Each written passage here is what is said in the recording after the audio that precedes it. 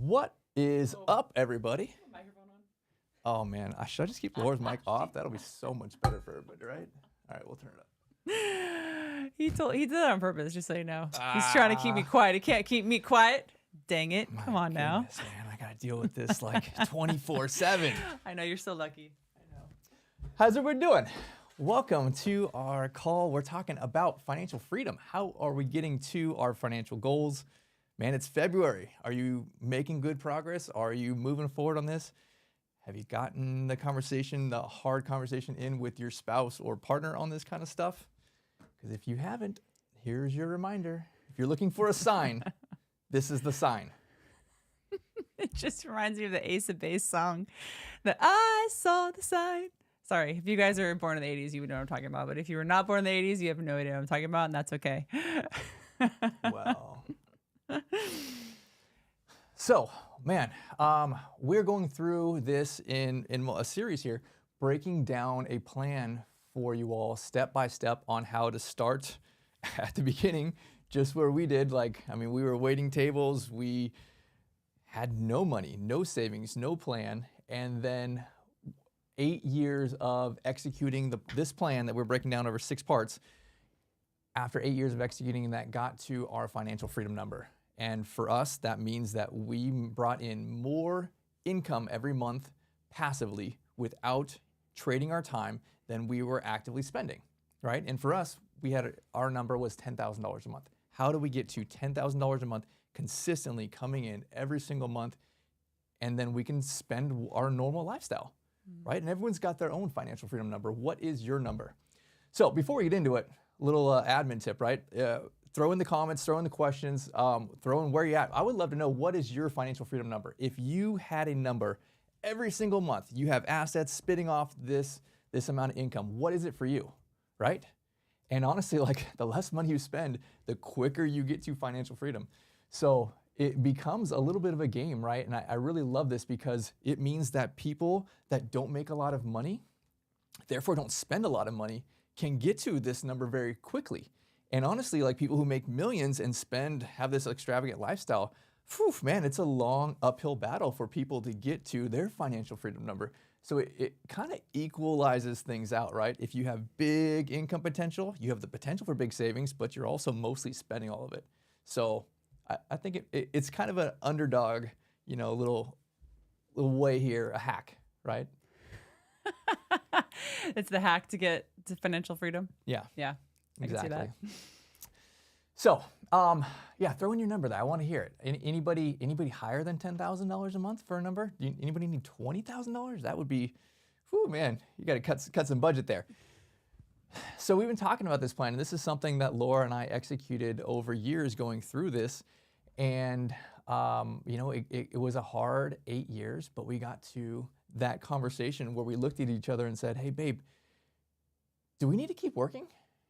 Should we just not, right? Do we pull our kids out of school and we have a trailer? Do we go and travel and homeschool and do all that stuff? And it was not for us, right? We decided not to do that. But man, having the option to do that, having the safety net there, there's if our daughters, got sick or our parents got sick or anything like that, knowing that we could just cruise and just change our priority from our businesses to let's take care of our family or those kind of things. Man, that is such a relief. That's it releases so much pressure off of us, and there's so much pressure that we have with business and life and all these kind of things with finances. If you can at least take that one off of you, then man, you're in a good spot. Yeah, it's almost like a mental freedom too.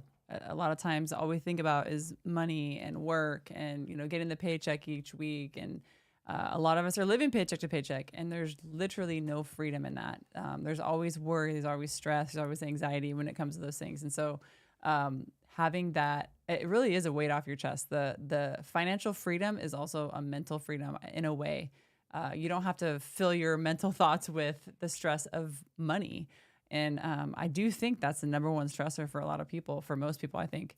And so being able to make that for yourself, I think it really, again, I say this every week, it starts with you. The only person holding you back from financial freedom is you. And so I think that a lot of times we don't want to say that out loud. We tend to want to point the finger at other people that it's other people's fault, but it's not. It's your own. And so take responsibility for that. Take responsibility for your finances and for your life and for your choices. And just get on the horse and ride it. Let's go. Like let's ride into the horizon of financial freedom. Was that a horse analogy? It was a horse analogy. That was strange. I know we're in Texas and all, but dang, come on. Yeehaw! Come on. It's funny. People love it. Okay. Well, let's get into the meat of it here, right? We've been building through this on this plan, talking about really we want to get to a place where we can save enough money that we can invest, right? That's the fun stuff, investing. But until you have enough money at the end of the month, you can't really do anything. So we talked about getting a budget together, getting yourself a plan to cut initially 10% off your budget, off your spending, identifying the BS, the crap, the bad habits, and then increasing that, ultimately saving 20% of what you're currently making.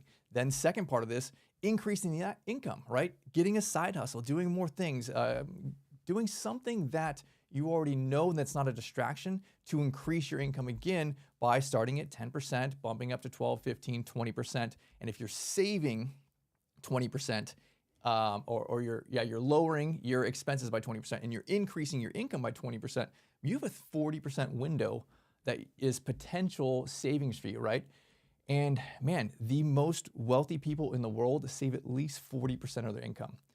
And most Americans save like 2.5% of the income, right? Like that's not going anywhere. You're not moving anywhere in this life. That 2.5% is going to go to a flat tire or a transmission or your kids' braces or something that will happen. You gotta think bigger, right? Why are people stuck in this rat race? Because they're not thinking big enough. You might think 40% is way too big. Cool, that's fine. Just set a big old goal, and if you fall short, you're still doing great. But if you set a reasonable goal of 10%, man, you're gonna get to nothing here because you'll save half of that and then it'll all go out the door. I think you also have to be radical. You have to be a little crazy. It's against the grain. You have to be that abnormal, not average individual. And honestly, like people are gonna think you're weird. They're gonna be like, what? You're not gonna go out? You're not spending money? You're not doing this stuff?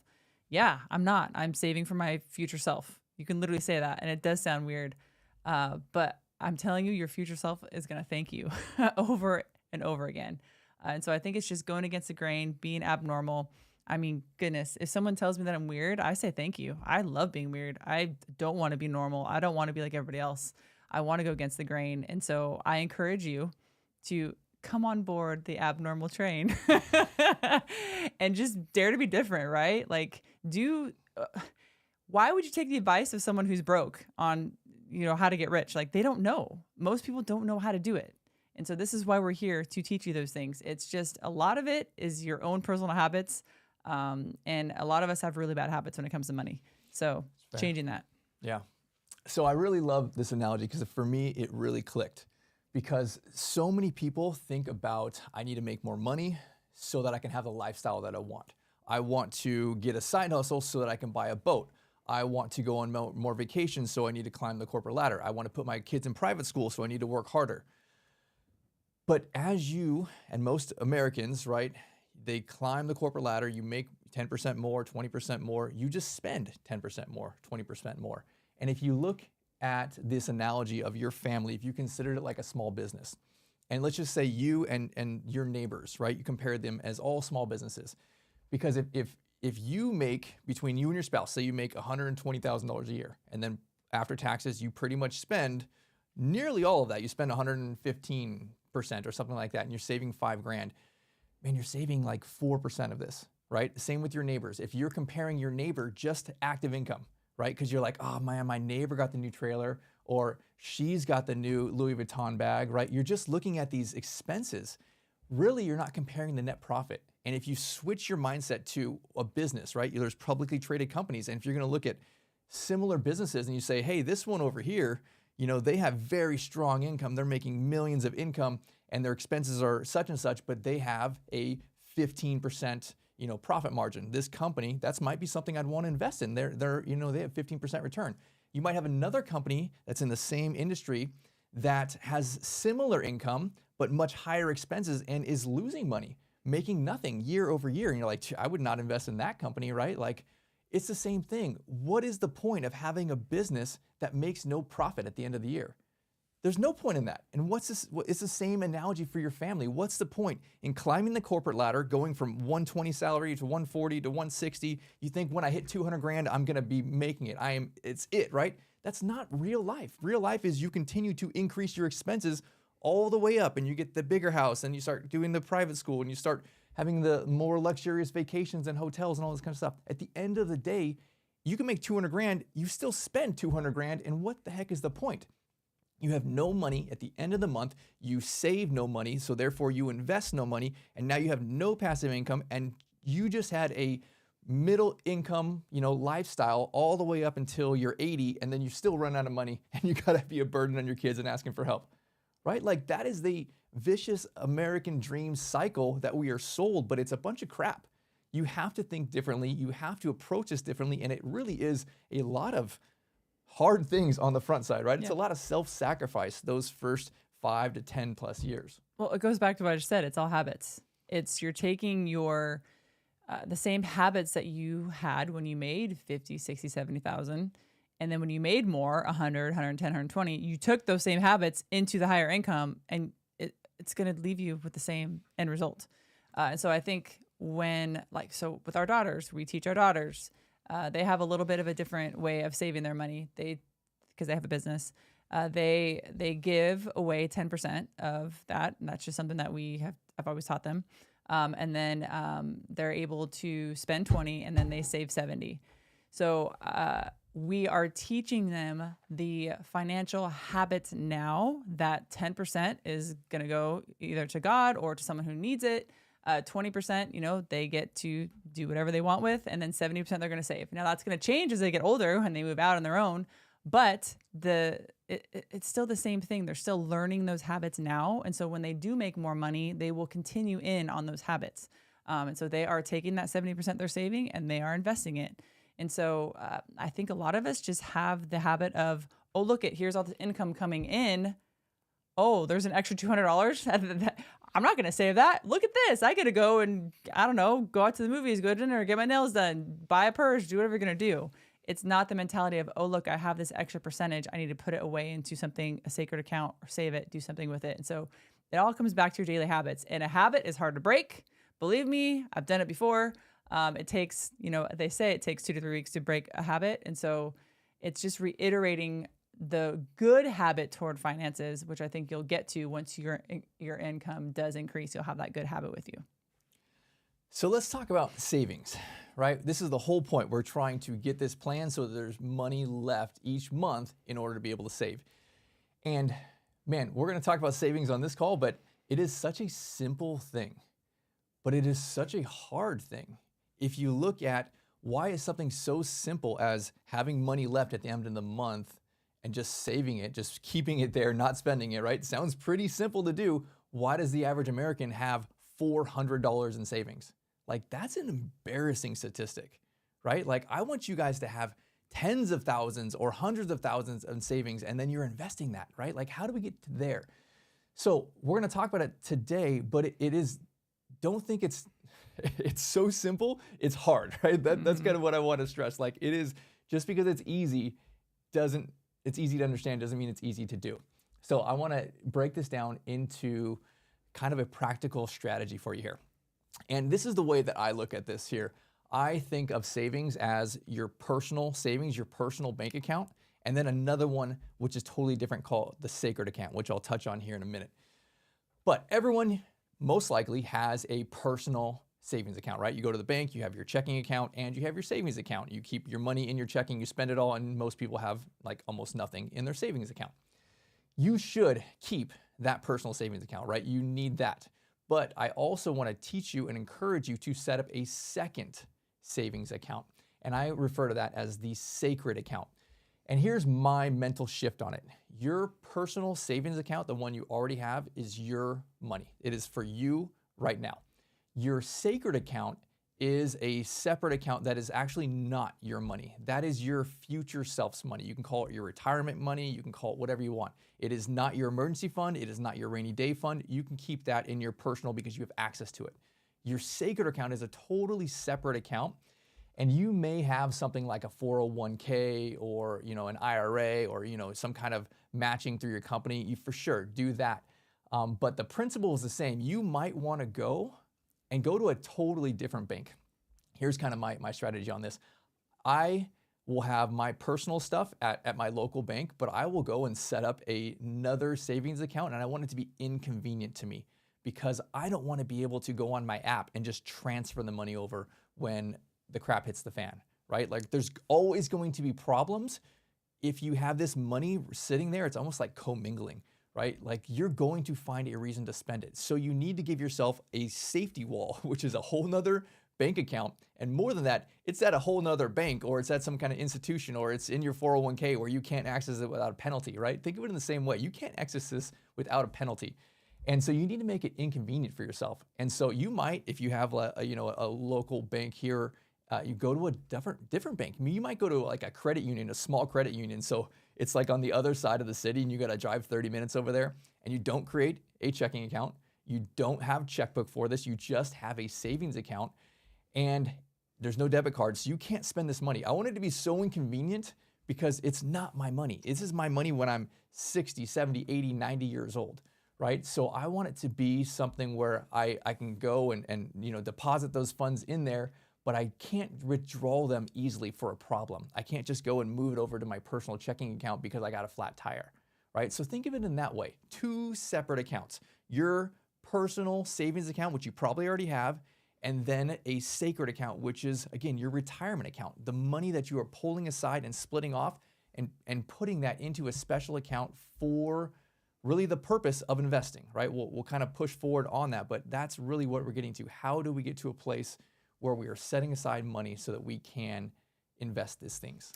A lot of employers have HR software programs that they use and they utilize for the business that makes this pretty easy for you to go in on the back end and insert that sacred account number into your account. And then you can tell it how much you want transferred into there from your paycheck into that account. So for us, we use a certain HR software program that you can do that. So I know that we have multiple individuals who have a separate account, and they know themselves very well. They know that if they don't have this separate account, that they will spend all the money, which I completely understand. I've been there. And so they are retraining a habit of every month, a certain percentage or amount goes directly into this account through the HR software, and they don't necessarily see it or touch it. It just goes there automatically. And so it kind of follows along with Brett was just saying. They don't have a debit card to it. They don't have a checkbook that's not easily accessible. It goes straight there, and it just builds up every month. And so I would highly suggest you to do that. I know if you're working for somebody that's easily done. And if you work for yourself, you probably should have some sort of HR software program that can do that for you. So you can set that up as well. Yeah, that kind of sounds like paying yourself first. And I want to touch on that because paying yourself first is such a vital part to this strategy. Think of it in this way, like most people, they get their paycheck, right? It goes into their one account, so their checking account, and then they're just spending everything out of it, right? They're paying their mortgage and their insurance and all these kind of things. And whatever's left at the end of the month, they go and they transfer over to their savings account. The problem is that nothing's ever left at the end of the month, right? So you need to take the money before it even comes into your account and put it into your sacred account. You can't trust yourself, honestly. Like we do this, we have special accounts on each of our businesses that when our income comes in, it just goes first, over to our profit account, right? This is our sacred account. Before it goes into the pool, we can't pay payroll, we can't do marketing dollars, we can't do anything until we have paid ourselves first. Instead of paying yourself at the end of the month and hoping that you have this 10, 20, 40%, just take it right off the top.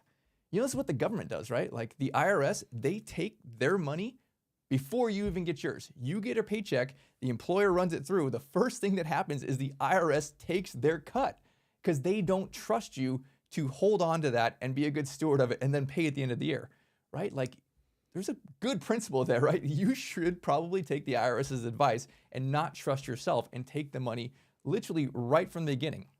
So I think of it in this way. If you look at this little green box that says income, instead of having your saved money be at the very end, just pull it out first. Find some kind of system. Laura was talking about, you can go to your employer. What is your HR software? Again, the man's going to take their money first, but after that, the second could be I'm paying myself first, right? This is my sacred account. This is my savings going right there. And then I can split all the things after that, my fixed needs, my the things that I want, all those kind of things, and really get yourself to a place where at the end of the month, by the day like 25, 26, 27 in the month, you're getting very, very low on that account. That's how we structure our businesses, where again, we've taken our profit first, and then we'll run our entire operations company. And when we have this dialed in, we're literally running out of money in this account by the end of the month. And it makes it so like there's checks and balances. Like we made sure we got our percentage. It's already done. We've already saved. It already happened. And as we get near the end of the month, we can see, did we have issues here? Did we, spend too much money? And it allows us to have real life pain and a kind of a checks and balances of like, oh man, it's the 22nd and we're already out of money in this account. What did we do? We're able to go back and analyze what's going on here and make adjustments for it. But if you have no checks and balances, you will for sure every single month get to the 30th and have no money left, and then just start the vicious cycle over and over again. Mm-hmm. Yeah, so when we first started taking this approach with, the separate accounts, we took the, I guess I'd say advice from Grant Cardone. He has this comment, he says, go broke. And so that's in essence what we did when we separated our accounts. We had a certain allotment of what we spend for, the needs and the wants. And I remember the first couple months of doing this, it was actually kind of nerve wracking because it got to maybe the 25th, 26th of the month, and there was maybe only a couple $100 left in the account. I was like, crap, like, what did I spend my money on? Like, where did all the money go? And so, of course, we had every dollar that was, accounted for. And so we were able to look back and see like, oh, okay, well, I guess I buy too much of this, or we shouldn't go out to the restaurants this much. So you're able to really kind of do inventory on yourself and how much you spend certain amounts on, and what you spend it on is important to know. And so it was an eye opener, to be honest, seeing what you spend your money on each month. And it really helped me personally, I know, with this whole go broke mentality. Like it literally felt like I was going broke, even though I'd already sectioned out my money in the very beginning of the month, to savings and to, insurance, whatever we needed, right? It was separate. And so I knew everything was going to be okay. But in my personal spending account, I was like, oh man, it's getting low. Like, okay, I have to, not go out for the rest of the week or whatever it may be. And so it really did help my habits, and it kept me in check, which I think is important. So we want to save here, right? But people always ask, well, what about debt? Do I save and invest? But what do I do about debt? So I wanted to address the debt kind of play here, because in my mind, there's good debt and there's bad debt. And there's some people, some gurus out there that says all debt is bad, or there's some debt that's good, or this or that. So here's my opinion on it and the actual principle. You can make a decision for your own personal family here. But I think that there's debt that helps you and there's debt that hurts you. And so I just kind of generalize it into good debt and bad debt. And the principle there is good debt helps you get your financial goals. Bad debt pulls you further away from your financial goals. So if you think of it from this perspective, right? Like your mortgage, that's good debt, right? As long as you're not buying some crazy expensive, extravagant house that you can't afford, then, usually if you're gonna pay rent, you can pay the mortgage, right? That's good debt. Bad debt, right, is credit card debt. Credit card debt's, 20+%, right? That right there, that is bad debt. A mortgage for a rental property, we have lots and lots of, $10+ million worth of debts, and it's all what I call good debt. It's all tied against real property that is cash flowing, that is making money. That's good debt, right? Your car, I think your car could go either way. Your car could, help you make more money because you're getting to job, your work, all those kind of things, but it could also be excessively frivolous, right? We're in Texas here, and we see these dudes that are spending $100,000 on their truck. It's like, bro, you didn't really need, a $1,500 a month payment for this truck, right? Like you could have bought a used truck. So again, you might put that in the bad debt kind of thing. So kind of just take the principle here. What is helping you get to your financial goals and what is pulling you away from your financial goals? And then start deciding, okay, well, here's the debt that I'm okay with. Here's my good debts, and here's my bad debts. And I would say you want to start attacking those bad debts.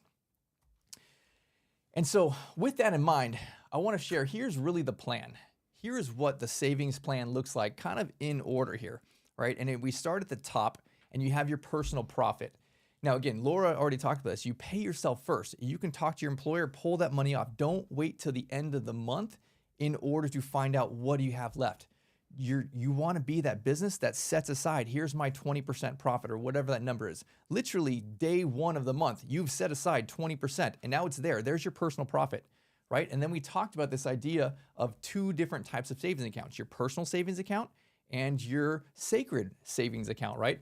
So you need to have some money set aside, right? The emergency fund. So perhaps you want to, the first $1,000 that you save, keep it in your personal savings account because that's going to be your emergency fund. When crap goes wrong, when you get the flat tire, when things go bad, you got $1,000 sitting there ready to go, right? And then from there, this is my advice and you can do what you like, but I would start saving next to knock down bad debt, right? Hit those credit cards, hit that stuff.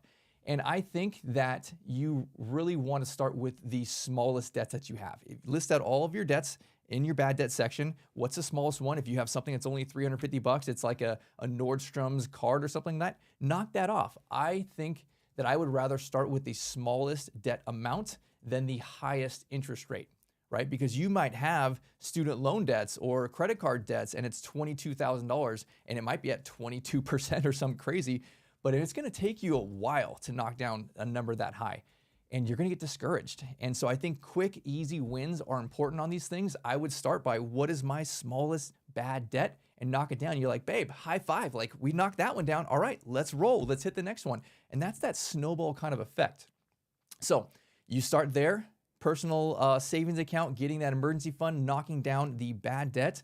And then I'd say you probably want some kind of emergency fund, right? Something of like 3 to 6 months of here's my active spending, right? You can maybe cut some of that back, but you know what? If things go wrong, if I got fired or laid off or broke my leg or I got cancer, I have at least 3 or 6 months in my personal savings account of money to be able to support myself, right? So that's all on the personal savings account side. Then I'd switch over and start hitting the sacred account side, which means this is my future self's money. So get yourself stabilized, right? You're not gonna, have a bad accident and then not be able to take care of yourself, but then you plan for your future self. And so it gives you time to go set up a sacred account, go to a different bank, set something up. This is your future self's money. And then after that place, now you've already knocked down a lot of that bad debt. So now you can save even more. This is a really important tactic. Don't keep rolling that money that you're saving into new expenses. If you've been saving $1,000 a month, knocking down bad debt, then roll that $1,000 into that sacred account. This is where you can start putting that money aside. Get to at least 20%, right? 20% of your active income you want to be saving, building towards 40. If you want to really be successful, set your goal at 40. You might not hit it, but at least you're going to make a substantial impact on this plan. If you start too low at 10%, man, you're just not going to get there. It's not enough. So again, this is kind of what it looks like here in a sequential plan.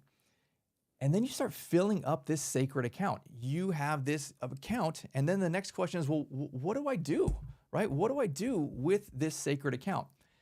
And I think that you should create a little nest egg there. It might be 20,000, it might be up to 50,000, but give yourself something that's enough that you can do something with. And again, so you've knocked down bad debts, and now you're saving for your future self. Personally, I think there's nothing wrong with taking that first $3,000 to $5,000 you saved into your sacred account and investing in yourself, investing in education, investing in a mastermind, a coach.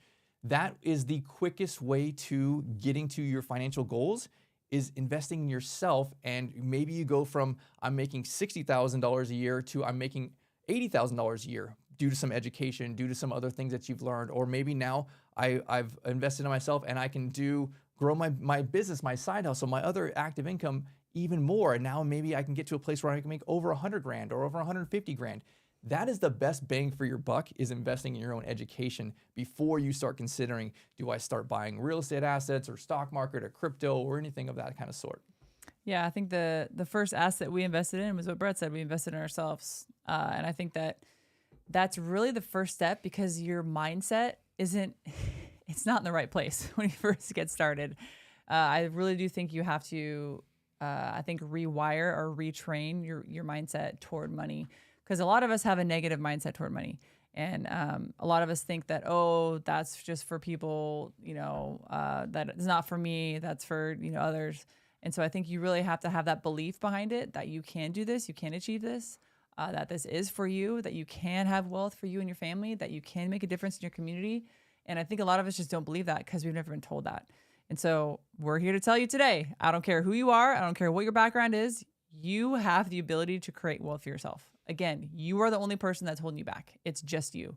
And so creating that new mindset is important with podcasts, with books, with masterminds, whatever you need to do. I mean, literally your phone is the most powerful tool that you have to literally transform your mind when it comes toward money. So utilize YouTube, utilize these videos that we have here.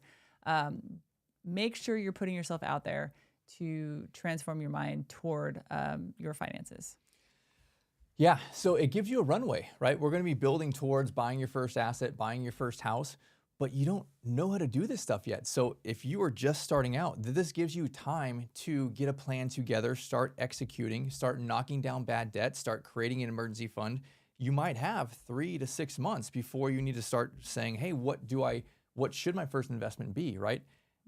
And so now you have time on those kind of things. So the most important thing is starting now. If you have not started now, man, you got to start. Like, we're going to start talking about investing. And the most important thing about building net worth is time. The longer it rides forward, the bigger it grows. And so if you can start now, fantastic. If you got kids, tell your kids these things. There's no point in you learning these lessons and not teaching the next generation.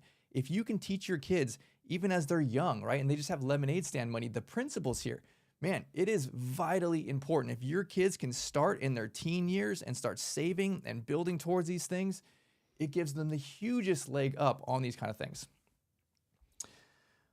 So that wraps us up for today. Yes, it does. We only have one question and a few comments.